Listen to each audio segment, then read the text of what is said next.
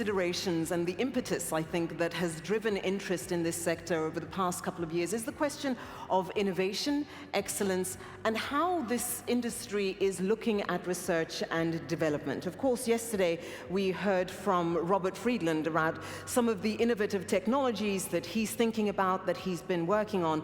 And in this conversation, we're going to be focusing on the race for excellence in mining, and specifically in the context of creating Silicon Valleys in supplier countries and beyond that. How is it going to work? What is it going to look like? So, to join me in having that conversation, please welcome on stage the following gentleman. Andres Blanco, he is the CEO of Excalibur Smart Mapping. Dr. David Chiaramonti, he is the president of Record. Joe Lombard is the vice chairman of Hatch. Taylor Melvin is the president and CEO of Ivanhoe Electric, and Andrew Southam is the CEO of Kaz Minerals. Gentlemen, if you can please join me on the stage. I'm feeling a little bit lonely without you.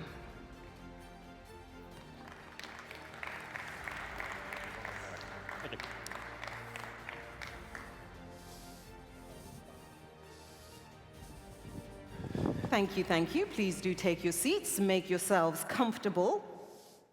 So, as I mentioned in the introduction, the question around this industry at the moment is excellence. It's excellence in terms of skills, it's excellence in terms of exploration, it's excellence in terms of how you extract in a good way that doesn't negatively impact your bottom line, but that also makes sure that it takes care of the communities in which you operate. Your industry, or this industry, is known to be conservative. You don't want to necessarily take unnecessary risks because they cost you a lot of money when they go wrong. But the very nature of what you do requires innovation. It requires this sense of, here's a space where I know the technology exists to deliver what I need. Is it realistic, though, to think of a Silicon Valley for the mining sector? Andres, I'd like to start with you answering that question, please. Thank you, Timmy. Interesting question. Actually, we have a hub in Silicon Valley. So you have a hub in Silicon Valley? Yeah, working on artificial intelligence and machine learning developments. But I don't know if the question is if you should have Silicon Valleys everywhere, or how you can develop talent around an industry that traditionally didn't have a very good image in the past, which I think is one of the challenges. We all need to get this industry as a fancy industry to attract talent when you're competing with Facebook and all these new companies. Because without this talent, it's very difficult to do R&D and innovation. But answering specifically to the R&D, yes, I think is very important. In our case, which we are basically at the beginning of the value chain, the objective is trying to accelerate the discoveries. This is very important on unexplored areas. This Africa, for instance, is basically an unexplored continent. And from that perspective, it's very important to develop the technologies that can help you in scoping at the regional level what could be the potential new discoveries. That is about, and many companies are working on that, improving the technologies on the acquisition of the data, a higher resolution, less weight, that you can fly lighter, and obviously the solutions to concentrate the different type of data and support the smart interpretation around that. And obviously, to finish, I couldn't forget about the AI machine learning, which now is very strongly used for two objectives. One is accelerating the processing time of the data and by reducing the data that you need to get the final output, and secondly, to improve the interpretation by getting experience of many other places to support the interpretation in the target areas. David, if I can then come to you, there is no question about what the needs are, as Andres has indicated. But one of the unique features about a Silicon Valley, the original Silicon Valley, is that it was almost a bit of a bubble, right? So those who were involved in developing technologies, etc., would have to go to San Francisco for them to get the support that they needed. That was at a particular moment in time. Is that something that can be replicated, particularly in some of these supplier countries, and how does it match up or link to the need that exists in this industry? Oh, good point, thanks. Actually, a lot has been done in the past, and in Europe, we are setting up some thematic valleys examples. For instance, hydrogen is one of these. There are hydrogen valleys that are implemented at member states and European level. I think the time has changed compared to the original examples you were making. Today, most of the issues are fully global. So yes, you are in supply country, but you have international market, you have international sustainability criteria, international knowledge. So transferring this information is an effort that has to be carried out by interdisciplinary and with many contributions from different countries.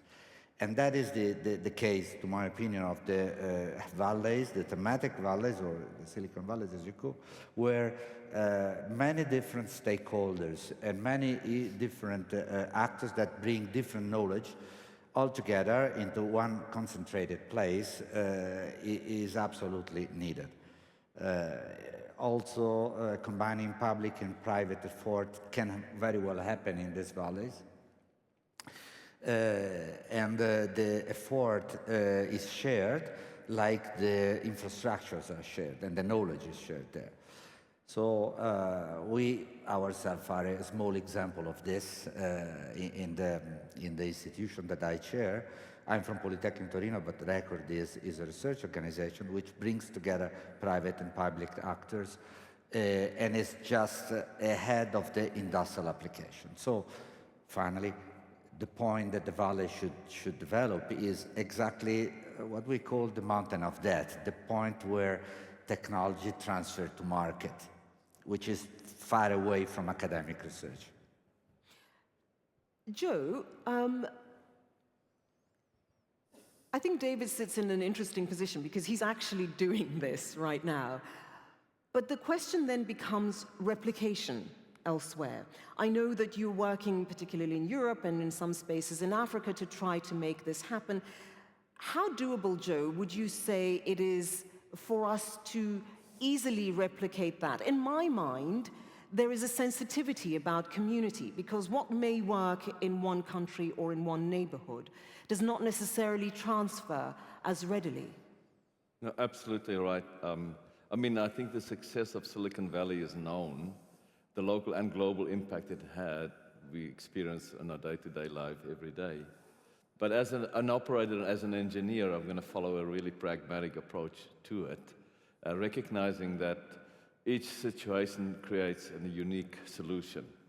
I have an example of where an ecosystem and an incubator was established in industry that had expanded, from having a local impact to having a global impact, and that is in the also called something valleys, the Aluminum Valley in Quebec, in Canada, where there's a cluster of aluminum smelters, 300,000 megawatt of power, and around that was established, but other people might call center of excellence, but an advanced version of it, where you are striving to continuous improvement in your operations and making your products more economic, more sellable, and having in this ecosystem not only operational excellence but also training of people. Universities are really, really important to serve as that incubator of the new technologies and the driver of innovation, and supplement that with suppliers, for example, that also make those ideas, turn them into reality so that you can continue to use them in your operations, but also expand it from an economic point of view, And some of those companies, for example, are selling equipment here in Saudi Arabia into the smelters. I think that's a great example. And naturally, it has to encompass also the community. I think that's a very important aspect of how do we deal with, using these clusters to beneficiate wealth within the communities. And I think it's a great idea to consolidate that. Of course, it needs to be coordinated. You cannot let it just happen it's not going to happen by itself. And there are many other examples of that around the world where I think here in Saudi specifically the opportunity is rife to create those kind of all-encompassing ecosystems that will beneficiate locally and globally and have a global impact then as well.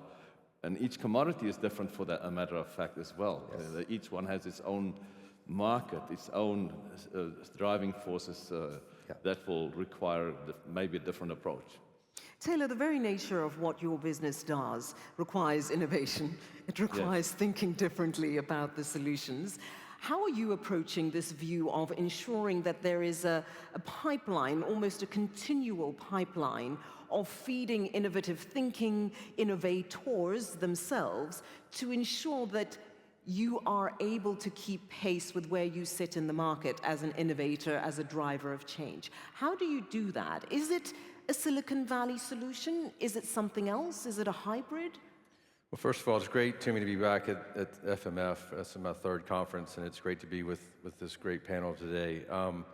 Our company was founded by Robert Friedland, who is someone that in our industry no one would describe as conservative. He's got a tremendous track record of innovation and technology, a real technology innovator in our industry. And our company was founded on the premise of a technology company that happens to be involved in mining.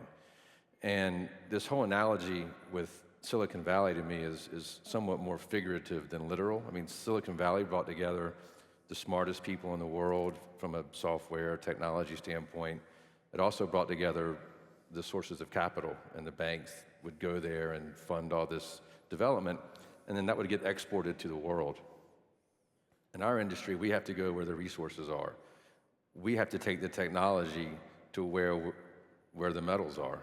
And I think everybody at this conference would agree that the world is in a position where it needs tremendous growth in supply of the critical metals to do all the things that the world wants to do as related to cleaner energy and electrification, et cetera. And technology plays a huge part of that. And technology plays a huge part in how we find these minerals, how we process them, et cetera. And what's so gratifying to me to watch with our company, because it really was a startup that went public in 2022, to kind of go back to a Silicon Valley startup mentality, we've had to hire a bunch of new people. And the amount of young people, smart people that want to come in and work with us using these cutting edge technologies, whether it's our computational geosciences software or the Typhoon, geophysical surveying platform. And, today I had two young men come up to me, one from Saudi Arabia, one from Boston. One was a graduate mining engineer student, and one was from, I believe it was from MIT in Boston. But they wanted to talk about getting a job in a mining company, and that wasn't always the case. When I came out of banking, or out of business school, I went into banking. No one lined up to go into mining. And so we have to embrace technology to attract the kind of people we want to bring in to this industry, the professional young women and men globally, to help us find the metals that we need. So we're not trying to create Silicon Valley, we're trying to replicate Silicon Valley. We're doing it here in Saudi Arabia and we're doing it all over the world as an industry. So is that, Andrew, is that then the solution? A replication, taking best practice, applying, sort of molding this idea into something that is more workable depending on the circumstance? So I think every host country to mining companies wants to capture as much value as it can from the mining that takes place there. And we as mining companies, as we've heard, are absolutely desperate for new technologies to make production more efficient, to make our businesses safer, to help meet the supply chain gap. And what Silicon Valley has shown us is the example is you need to bring together that education from the universities, you need to have the access to finance, you need to have that culture, the entrepreneurial culture, both in the finance and obviously, of course, the individuals that take these ideas forward, and you need government support, government grants. And I think without all of those elements in place, the countries will never be able to capture that value. Because, example of people, asking for jobs. These people who have, say you train up people in a host country, if the opportunity to go and take their ideas forward don't exist locally, if the finance is not available for them locally, they will go and move to a country where it is. So you do have to replicate the aspects of Silicon Valley in these host countries to be able to develop the technologies locally to enable the country themselves to benefit in the medium and long term. So a bit of a running theme that's developed at this year's FMF, I don't know whether it was deliberate or by happenstance, and it's something that I'm hearing you all say, is that there needs to be a bit of a different way of thinking around the collaborative aspect of what we're trying to achieve. So what's making Taylor's business interesting is because it's young and it's about innovation and thinking differently. That's not necessarily every business in this sector, but it can leverage some of the expertise and knowledge that Taylor has. It can leverage some of the education spaces that David is finding himself in. Joe, do you think it is a question of just thinking differently about how we do the question of excellence in skills, R&D, and innovation? Absolutely, because in the end we have to produce better products and a better society. And we have got better tools today that are emerging. AI is a great example. We don't even know what the limit is there. So we have definitely, as a society and as an industry, have to step up and rise to the occasion, and also learn from other industries on what they have done and how they have proceeded. I think we shouldn't try and redevelop and reinvent the wheel here. Exactly. I think we can learn from others, we can learn from Silicon Valley for sure, what to do and maybe what not to do, as we can also learn from other industries and where they have created this excitement. Because as a mining industry generally, I would say we do have an image issue, and we have to address that as well. We have to make sure that people understand that if it hasn't been for mining, we would all be in a different position today. But that's one argument, but also get our young people to become, enthusiastic and passionate about mining, about, sustainable, responsible mining, and how we impact positively on societies. The vigor with which David is nodding his head, I'm very worried that if I don't go to him, he might cause himself an injury. David, you wanted to say something while Joe was speaking. I really appreciate this point. That was actually something I wanted to remark. A lot has been done in other sectors which are next to this one, and a lot to learn. One of my main fields, I'm a mechanical engineer, is biofuels and policy in biofuels. This morning, I heard from the ministers about transparency, certification, traceability, and sustainability as a whole. Well, there's a lot to learn from the biofuel sector to transport here about methodologies, third-party certification, sustainability criteria, and so on. So I know Saudi is very active in ICAO, where I am the national representative for SAF. The same thing could be transferred to this sector. So there's no really need to reinvent the wheel, but rather to learn from decades of work in this area, which is very sensitive to build consensus, because actually at the end we have to build consensus about that what we're doing is sustainable, is good for the future, is stimulating the younger generation. So, and this also brings with what you also already said is about education, that these things goes in parallel, and it's the role of the thematic valleys would be really to stimulate and to support with transfer of information these kind of things. That's really important. It accelerates.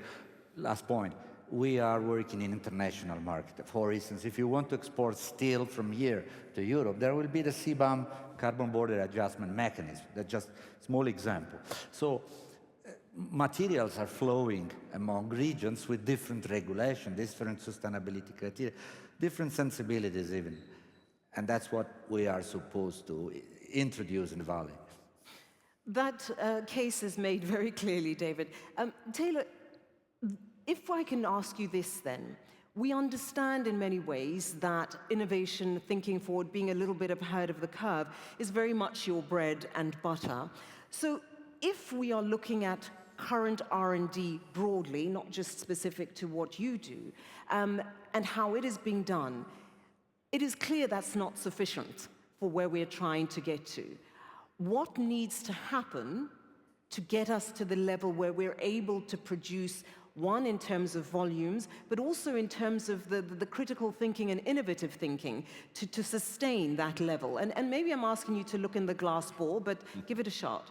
Well, I think the nature of your previous question or comment about things that we do that maybe all other companies don't do, we need to try to get away from that mentality, because the fact of the matter is most of the world's leading mining companies are doing amazing things on technology innovation.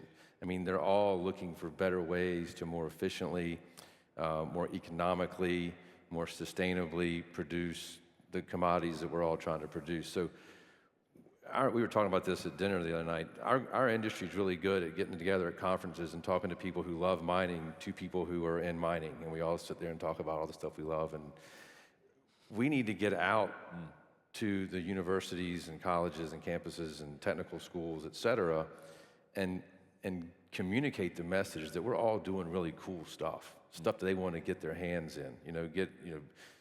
Whether it's computer software programming, we don't just dig holes and extract metals. And I think to get the industry to the place where it wants to be on that cutting edge to produce all the things we need to produce, it's all about attracting talent.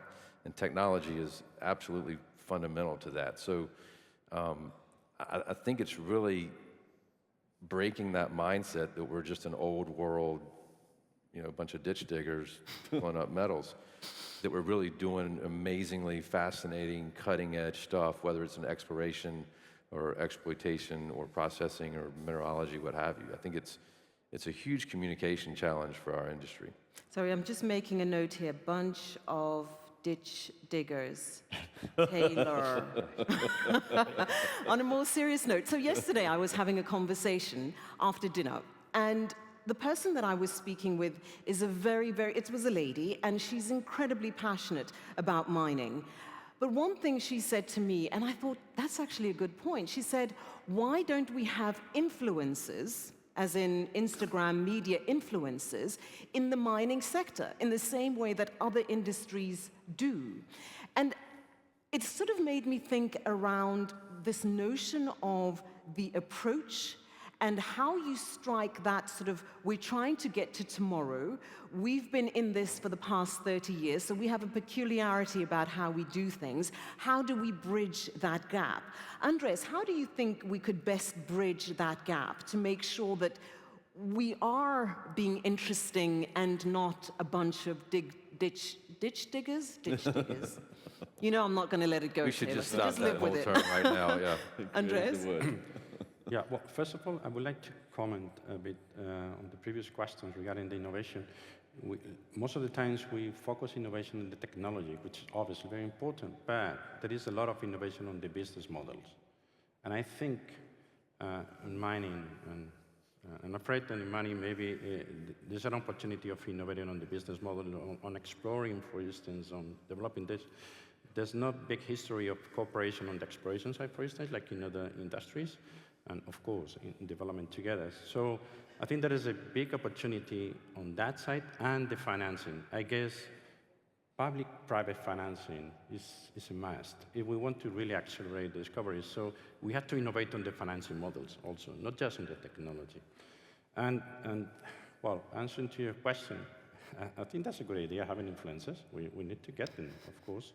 That maybe Cristiano Ronaldo is around here, and we can use him for helping the industry. But we really need to, for the young people, explain them that all these fancy stuff, the mobile, whatever, without the mining, they're not possible. They need to understand that this industry is critical. They need to understand that when they finish the degree and they think about where they had to go, this is one of the largest opportunities. Right. They have to think that it's as interesting as ChatGPT coming to, I don't know, one of these fantastic companies. And we need to invest in the young talent to convince them that this is in the industry.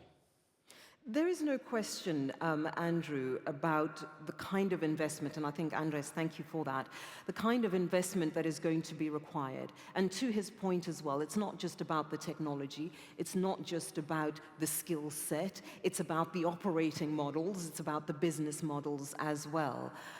In an environment like yours, how are you finding, or how are you managing to balance what your needs are to continue to do business, but also to try to push yourself to the fore when it comes to innovation and operating, because you don't readily have access to some of the easier or more easily readily available solutions that some of your competitors may do? And mining is inherently fairly conservative, right? If we get something wrong, people lose lives. You know, that's fundamentally, you know, a deep concern around change. So we want to use technologies which have been tested, which have been proven. We're fairly risk averse. Huge capital goes into our projects, and I think that this is part of the challenge we have with innovation, particularly in sort of, say, developing nations, where the mining companies are much more prone to stick with tried and tested technologies rather than embracing a culture in which, you know, if you look at Silicon Valley, there's no fear of failure, right?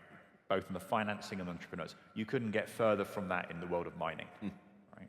So we have to, you know, but at the same time, we want to accelerate the development of innovation of technologies in mining because we desperately need it. We also want to see that happening local to us so that we are seen as benefiting society more widely and developing skills locally, which potential future workforce and so on.